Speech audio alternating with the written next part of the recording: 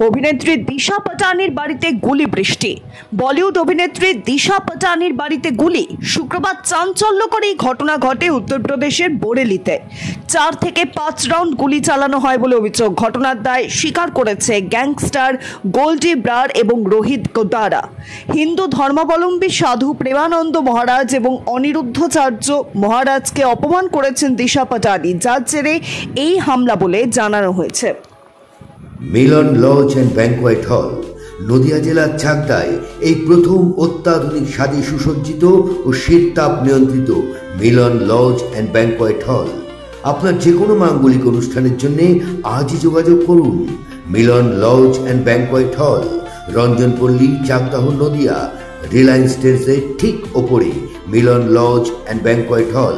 আমাদের যোগাযোগ number 7001262902। Milan lodge and banquet হল।